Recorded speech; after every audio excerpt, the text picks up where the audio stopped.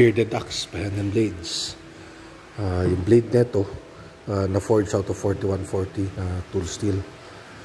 Yung axe face niya is 4 1/2 inches. From axe face to nape niya 7 inches yan. Ito namang buong shaft na 17 inches long. Mulave wood to. Age na tong mulave wood na to. Kinarban natin ng wood tattooing niya. Kung gusto yung paggawa ng leather sheet, pwede namin i-recommend. Meron kayo pwede i-recommend na gagawa kasi hindi na kami nagle-leather. Meron kayo pwede i-recommend na mag-leather nung axe. Sa mga naghahanap ng mark namin, may mark dun sa blade. Meron din kami sa mga ano na.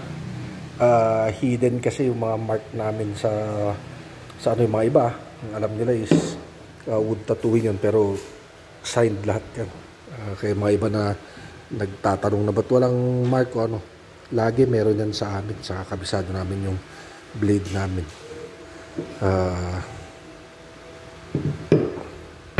Makikita namin yung markings.